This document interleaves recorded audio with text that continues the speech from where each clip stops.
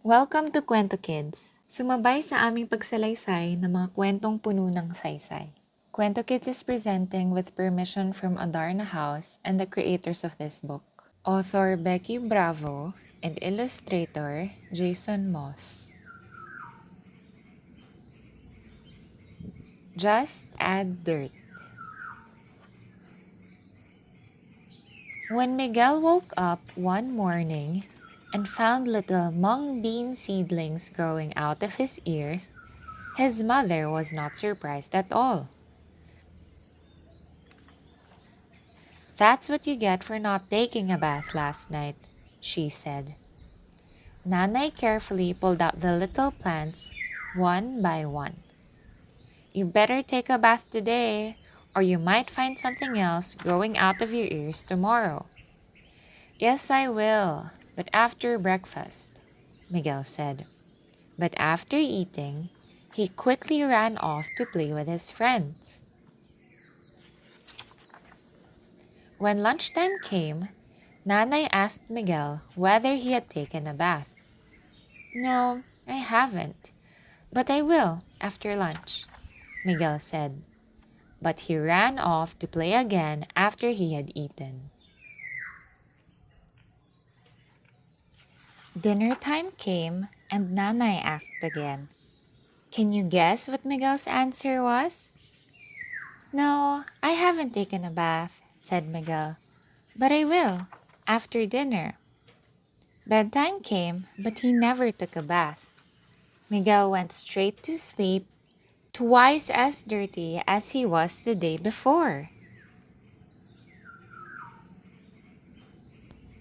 When Miguel woke up the next morning and found tomatoes growing out of his ears, Nanay was not amazed at all.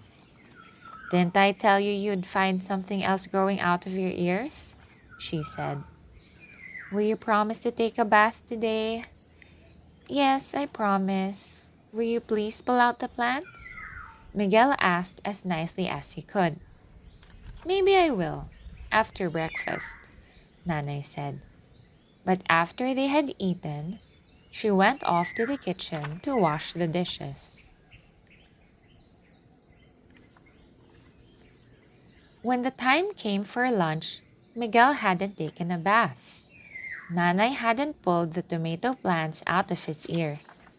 In the meantime, Miguel found something else growing in the backs of his knees. String beans! He ran to Nanay and asked, "Will you please pull out the plants?" "Maybe I will, after lunch," she said. But after they had eaten, Nanay washed the dishes. She did the laundry. She changed the beds. She dusted the furniture. When the time came for dinner, Miguel still hadn't taken a bath. The tomatoes and string beans were still in his ears and in the backs of his knees. In the meantime, Miguel found something else growing in the crooks of his arms. Onions! He ran to his mother and asked again, "Please, will you pull out these plants?" Miguel's mother looked at him a very long time, smiled a funny smile, and said, "Maybe I will, after dinner."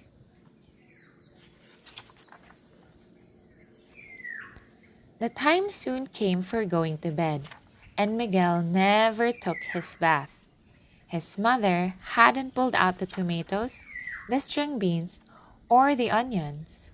Miguel went to sleep thrice as dirty as he was 2 days ago. And while he slept, something else started growing between his toes and fingers.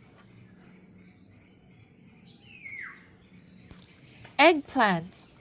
Something else started growing where he parted his hair. Okra! And something else started sprouting out of his belly button. Radishes! Can you imagine what Miguel looked like when he woke up the next morning? He was green and leafy all over. But strange as he looked, Miguel's mother didn't even blink. she said. The turnips are next, and they should be growing out of your nose after breakfast.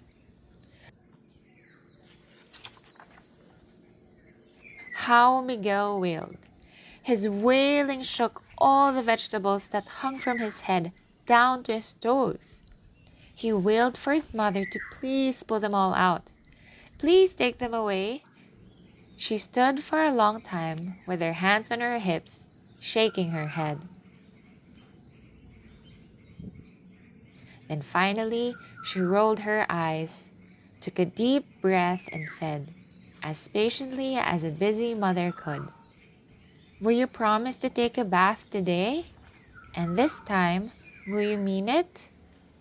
"Yes, I promise," said Miguel. Carefully, his mother pulled out every okra, tomato, onion, radish, string bean, and eggplant. And when she had done away with the roots and the leaves, she kissed Miguel's flushed little face and sent him off to his bath.